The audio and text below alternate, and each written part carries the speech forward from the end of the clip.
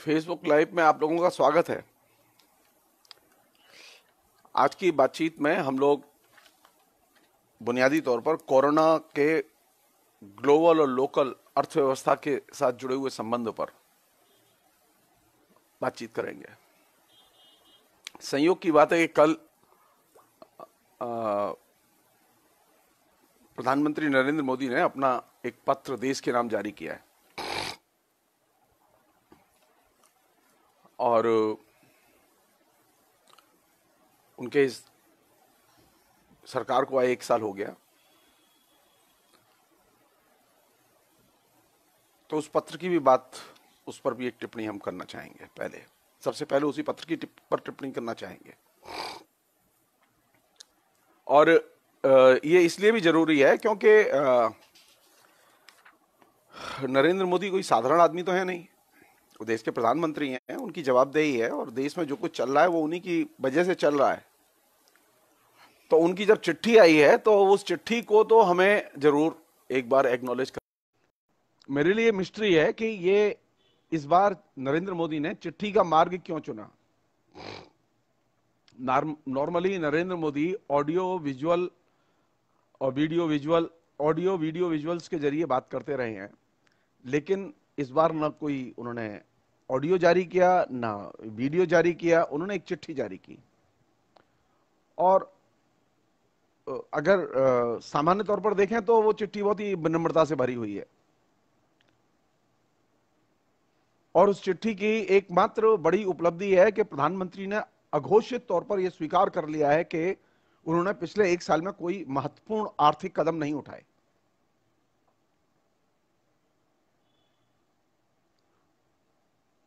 यह चिट्ठी साधारण चिट्ठी नहीं है, मैं फिर कह रहा हूं कि यह एक बहुत महत्वपूर्ण डॉक्यूमेंट है। यह वह डॉक्यूमेंट है जो कि अगली बार जब भी चुनाव होंगे तो यह प्रधानमंत्री को बार बार दिखाया जाएगा।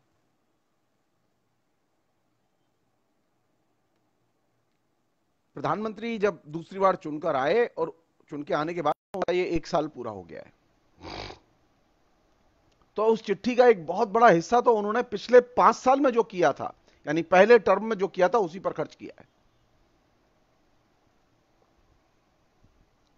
और चालाकी के साथ में उसमें नोटबंदी का जिक्र नहीं है। यानी उज्ज्वला गैस जो मुफ्त में कनेक्शन दी है, सो कॉल्ड मुफ्त में कनेक्शन दी है, उसका जिक्र है, लेकिन नोटबंदी का जिक्र नहीं है। मैं पहला सवाल प्रधानमंत्री और उनके भक्तों से यह पूछना चाहता हूं कि नोटबंदी प्रधानमंत्री के पिछले 6 साल के कार्यकाल में एक नीतिगत कदम था कि नहीं था, और था तो प्रधानमंत्री की उस पर फाइनल ओपिनियन क्या है। भारत ने नोटबंदी के जरिए गेन किया या लॉस किया?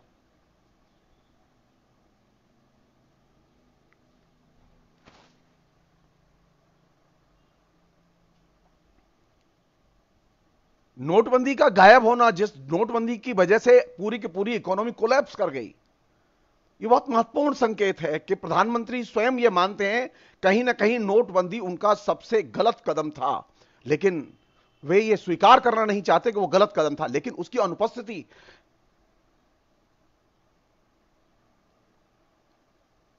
यह पुष्ट करती है कि वह उनका नीतिगत तौर पर गलत कदम था।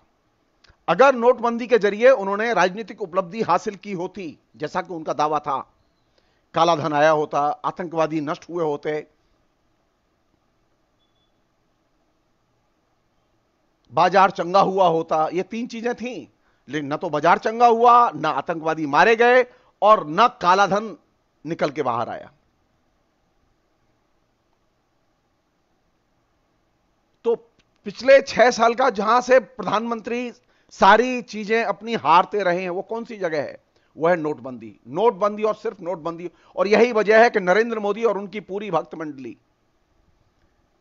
इंटरनेट पर और मीडिया पर सारे विषयों पर बात करने के लिए तैयार हैं, लेकिन नोटबंदी पर बात करने के लिए तैयार नहीं है। नोटबंदी अकेला एक ऐसा मुद्दा है, नीतिगत मुद्दा है, जिस पर कि प्रधानमंत्री ने, उनकी सरकार ने जनता के सामने सभी तथ्य सामने पेश नहीं किए, आज तक पेश नहीं किए।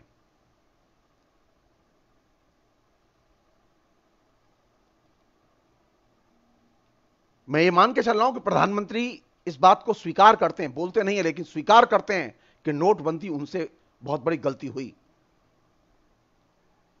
कोरोना तो कल आया, अभी 2 महीने हुए हैं उसे।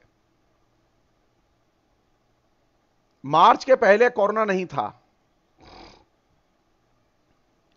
11 मार्च को तो खुद महामारी के तौर पर विश्व स्वास्थ्य संगठन ने डिक्लेयर किया है। तो महामारी के विश्व स्वास्थ्य संगठन के डिक्लेयर करने के पहले तो हम तो कर नहीं सकते थे। मैं इसकी चर्चा बाद में करूंगा। मैं पहले जो प्रधानमंत्री का पत्र है, उस पत्र की जो सबसे प्रमुख चीज है, मैं उसकी तरफ ध्यान खींचना चाहता हूं। वो ये कि प्रधानमंत्री ने अपने पत्र के 2 हिस्से हैं उसका एक हिस्सा वह है जिसमें कि उन्होंने 6 साल में क्या क्या हासिल किया, और उसमें खासतौर पर जोर उनका है पहले कार्यकाल में जो 5 साल के थे उसमें क्या हासिल किया, उसको उन्होंने हाईलाइट किया है। मेरा दूसरा सवाल यह है कि आपने पिछले 5 साल में जो किया था उस पर जनता ने आपको वोट दिया,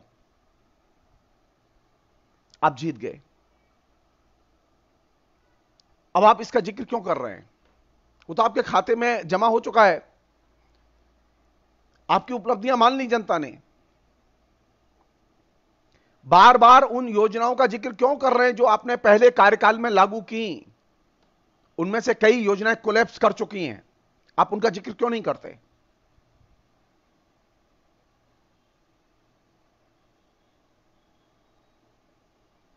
यानी अभी भी आपके पास में इस गंभीर समय में भी, जबकि लोग एकदम परेशान हैं, आप गंभीरता से किसी भी गलती को स्वीकार करने के लिए, उसे विश्लेषित करने के लिए आप तैयार नहीं है।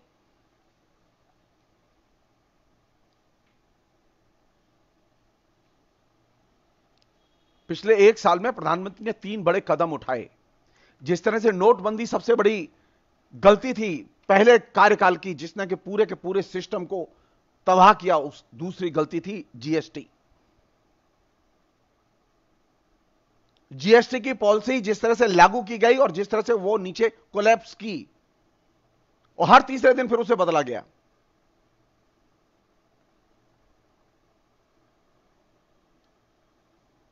जो दावा किया गया था जीएसटी के जरिए, वो दावा अभी तक पूरा नहीं हुआ, और हम खाई में गिरने की बजाय हम समुद्र में गिर गए हैं अभी।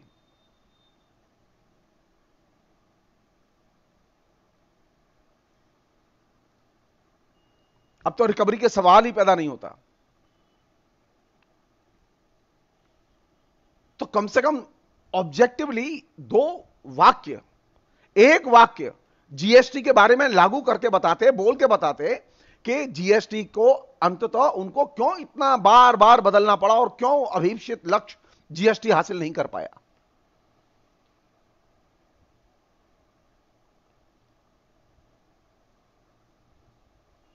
अब हम जरा इनके दूसरे कार्यकाल की ओर आते हैं, जिस दूसरे कार्यकाल में सबसे ज्यादा घोटाले हुए हैं। आदतें पहले से पुरानी हैं, प्रधानमंत्री के कुछ संस्कार हैं। प्रधानमंत्री के पहला संस्कार क्या है? संसदीय परंपराओं को मत मानो। संसदीय परंपराओं के द्वारा बनाए गए कानून और नियमों का उल्लंघन करो। यह प्रधानमंत्री नरेंद्र मोदी के संस्कार का हिस्सा है।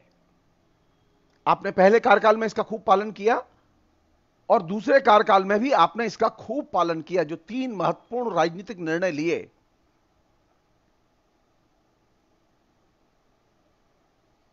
उसमें 370 का निर्णय, उसे 370 को आपने इवॉलिश किया। नागरिकता के बारे में आपने निर्णय लिया।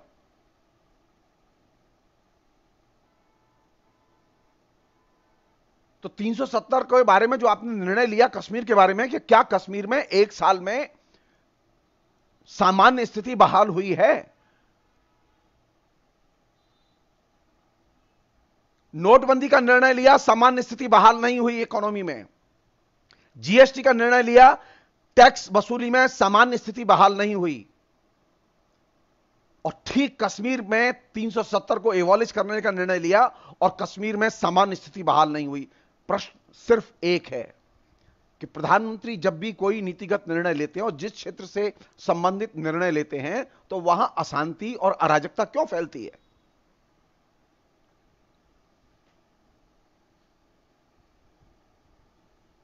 प्रधानमंत्री के सत्ता में आने के बाद पिछले 6 साल में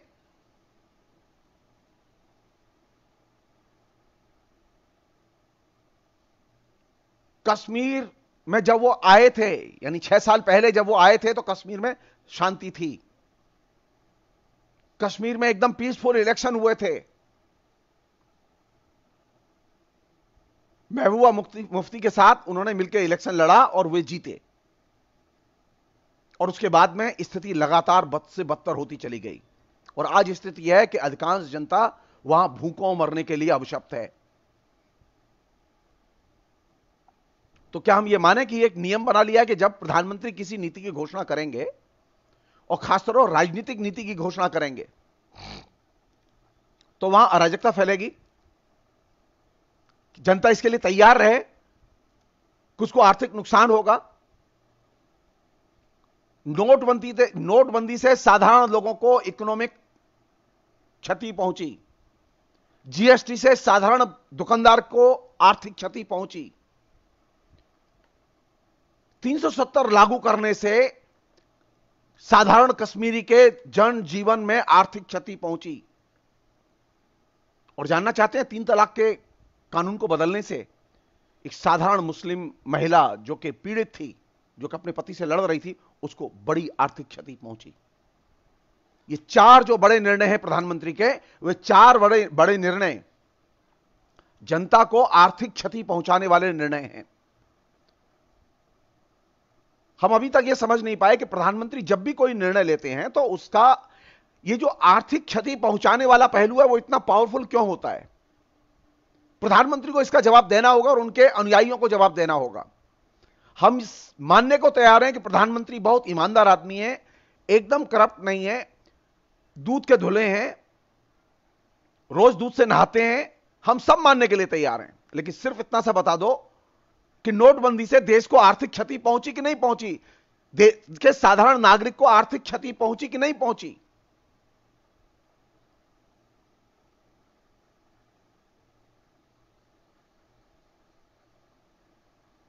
और जो ऑब्जेक्टिव तय किया गया था वो ऑब्जेक्टिव हासिल किया कि नहीं किया। अरे आप कोई पॉलिसी डिक्लेयर करते हैं, आप एक ऑब्जेक्टिव भी डिक्लेयर करते हैं, तो परीक्षा तो होनी चाहिए, मूल्यांकन होना चाहिए इसका कि आपने जो पॉलिसी डिक्लेयर की वह पॉलिसी का रिजल्ट क्या है।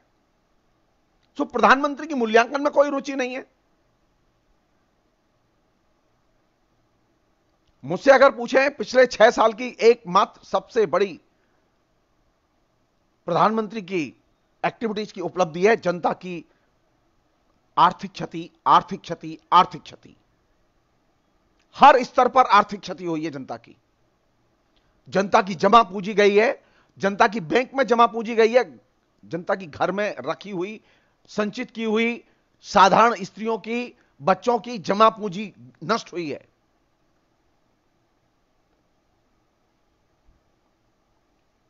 हम यह समझ नहीं पा रहे हैं अभी तक कि यह जनता की जमा पूंजी पर अचानक इतना हमला क्यों हो रहा है। प्रधानमंत्री के इन 4 नीतिगत फैसलों को, नोटबंदी, जीएसटी, कश्मीर और ट्रिपल तलाक, इन 4 नीतिगत निर्णयों का एक आर्थिक आयाम है जिस आर्थिक आयाम की तरफ ध्यान दिया जाना चाहिए। और उसने इन क्षेत्रों से जुड़े हुए लोगों को, साधारण लोगों को आर्थिक तौर पर पामाल किया है, उन्हें नष्ट किया है। और यह साधारण बात नहीं है। पहले भी पॉलिसियां डिक्लेयर की गई हैं, लेकिन पिछले 70 साल में, यानी नरेंद्र मोदी के 1974 में आने के पहले, 14 में आने के पहले, कभी किसी प्रधानमंत्री की नीतिगत घोषणा से साधारण जनता को आर्थिक क्षति नहीं पहुंची। किसी भी एक पॉलिसी से, चाहे वो नेहरू हो, चाहे वो इंदिरा गांधी हो, चाहे वो बीपी सिंह हो, चाहे वो देवगौड़ा हो, कोई भी प्रधानमंत्री रहा हो। लेकिन नरेंद्र मोदी के हर बड़े कदम ने एक बड़ा नुकसान किया है, वह सामान्य आदमी के जो जमा धन है, सामान्य जन की जो इकोनॉमी है, उसको बड़ी क्षति पहुंचाई है। और जब सारे देश को आपने चार चार नीतिगत फैसले लेके आर्थिक क्षति पहुंचाई, तो आपकी इकोनॉमी कहां जाएगी? आपकी इकोनॉमी वहीं जाएगी जो गई। जीडीपी की उपलब्धि थी 3.1%। आप जब सरकार में आए थे 2014 में, तो आपके पास में जीडीपी था 7%, 8%, 6%। जनता के जीवन की मिजरी छोड़ दीजिए, आप डाटा देखना पसंद करते हैं ना, आप डाटा देखिए खाली। 2014 में जीडीपी कितना था, और मार्च 2020 का जो लेटेस्ट डाटा है, जो कि मैनिपुलेटेड डाटा है,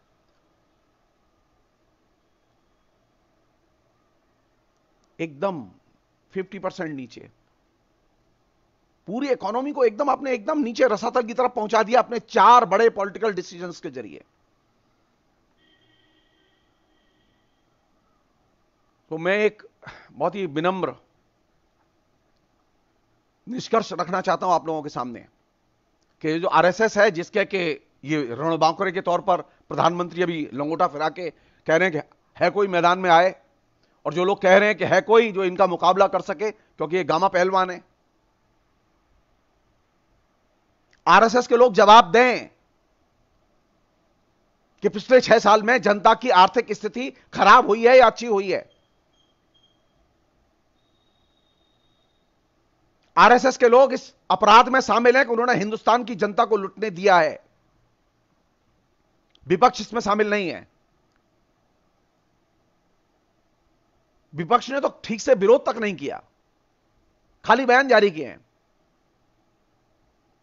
विपक्ष ने पिछले 6 साल में कोई आंदोलन नहीं किया।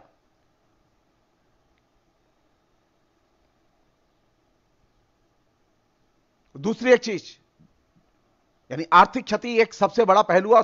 दूसरा जो सबसे बड़ा पहलू है प्रधानमंत्री की उपलब्धि है 6 साल की, वो यह कि उन्होंने संसदीय परंपराओं और नियमों का उल्लंघन किया है।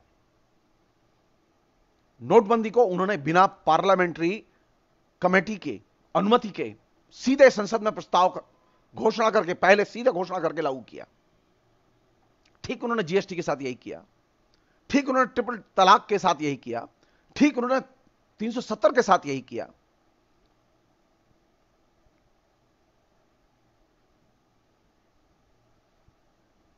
संसदीय प्रवर समिति को यह प्रस्ताव, चारों प्रस्ताव भेजने में क्या परेशानी थी? क्यों नहीं भेजे गए? क्या डर था? सामान्य तौर पर जो चीज तय की जा सकती थी, ठंडे दिमाग से तय की जा सकती थी, उसके तमाम किस्म के पहलुओं पर विचार किया जा सकता था, लेकिन वह विचार विमर्श नहीं हुआ। और इसका दुष्परिणाम क्या निकला? जहां जनता को आर्थिक क्षति उठानी पड़ी बड़े पैमाने पर, वहीं बड़े पैमाने पर संसदीय गर्मा, परंपरा, नियम और लोकतंत्र की क्षति हुई।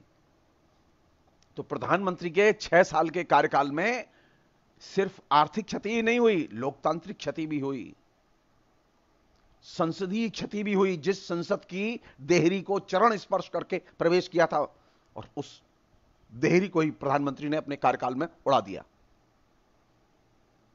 और तीसरा सबसे बड़ा डायमेंशन, जो लोग खुश हैं,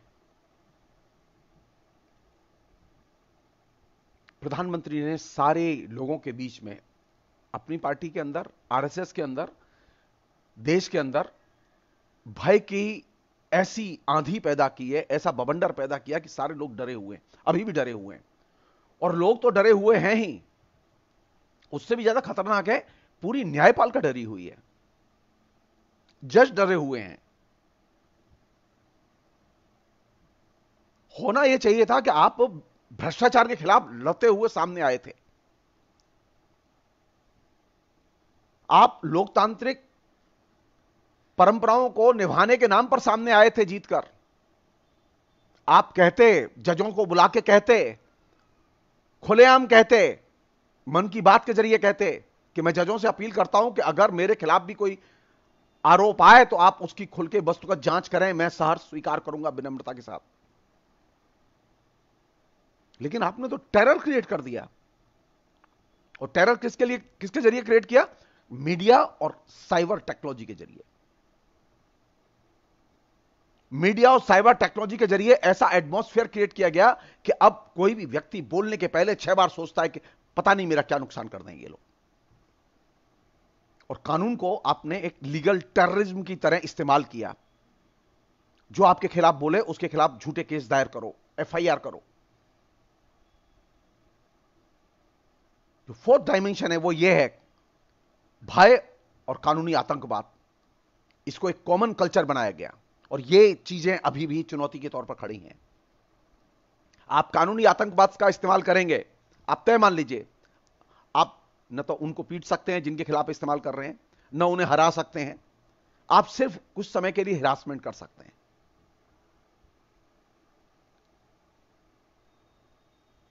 यह भी तय मान लीजिए, ये जज जितने भी हैं, वो चाहे हाई कोर्ट के जज हों, चाहे सुप्रीम कोर्ट के जज हों, चाहे वो लोअर कोर्ट के, ये जितने भी जज हैं ये भी मनुष्य हैं और इसी समाज से आते हैं। एक दिन ये भी जगेंगे।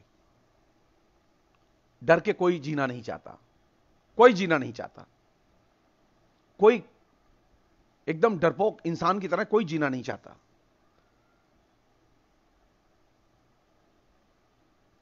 एक दिन वह भी आएगा कि ये लोग भी जगेंगे, क्योंकि अभी आपने एक वातावरण बनाया हुआ है, बोलने के पहले 6 बार सोचते हैं लोग।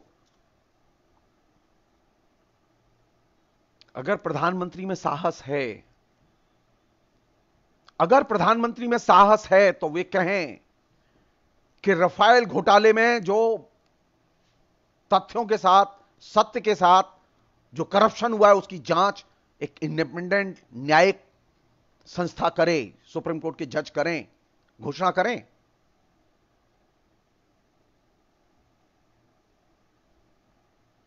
क्या दिक्कत है घोषणा करने में? राफेल आपकी उपलब्धि थी ना, आपने घोटाला नहीं किया है तो जांच कराने में क्या परेशानी है? और परेशानी नहीं है तो आपने अपनी चिट्ठी में राफेल की उपलब्धि का जिक्र क्यों नहीं किया कि आपने राफेल हासिल की, आपने कोई घोटाला नहीं किया? आप कहते।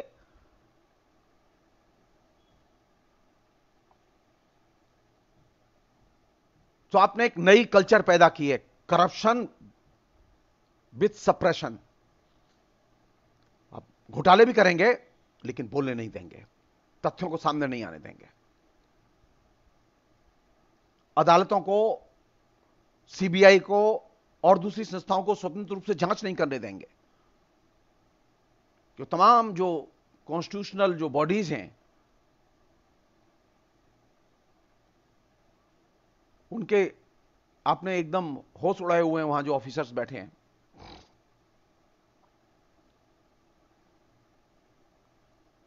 तो कोई आपके सामने बोलने के लिए तैयार नहीं है। सिर्फ एक चीज कर लीजिए प्रधानमंत्री जी, आप हमारी बात मान लीजिए। आप तो 6 साल हो गए, रबड़ी मलाई जितनी खानी थी, कपड़े जितने बनने थे, ड्रेस बनने थे, बन चुके। जनता जितनी लुटनी थी लुट चुकी। सिर्फ एक काम कर लीजिए, आप भय हटा दीजिए। आप जनता से कहिए कि आप डरो मत। आप अपने ऑफिसर्स के खिलाफ में जो आपने एक्शंस लिए हैं, अरे सामान्य सा सुझाव देने पर आपने इकोनॉमिक सर्विसेज के ऑफिसरों के खिलाफ में आपने एक्शन ले लिया। उन्होंने एक साधारण सा सुझाव दिया था कि ये कोरोना के पीरियड में जो अमीर लोग हैं उनके ऊपर वेल्थ टैक्स बढ़ाया जाए। कोई डॉक्टर, कोई आईपीएस ऑफिसर, आईएएस ऑफिसर अगर बाहर बोल दे कि मेरे पास में ये सुविधा नहीं है तो आप उसे तत्काल सस्पेंड कर देते हैं। बोलने दो, बोलने दो। बोलने से इतने डरते क्यों? डरते क्यों? प्रधानमंत्री की लिस्ट में तो नाम आ चुका है ना। अब देखो ये तय कर लो आखिरी बात, अब ये तय कर लो कि जाना कैसे है। सम्मान के साथ जाना है या जिसे बंगला में कहते हैं गण धुलाई, जनता के आंदोलनों के जरिए बिल्कुल अपदस्थ होके, नेस्त नाबूद होके जाना है? तय करो। अगर सम्मान के साथ विदा होना है, और गिनती उल्टी शुरू हो चुकी है, यह तय है। गिनती उल्टी शुरू हो चुकी है, बस सवाल यह है कि कब लोग निकलें। अब लोग समझ चुके हैं कि प्रधानमंत्री बहुत झूठ बोलते हैं। आपकी जो चिट्ठी जारी हुई आज अखबार में जब सुबह पढ़ी मैंने, वो झूठ का पुलंदा है। उसमें झूठ के अलावा कुछ नहीं है।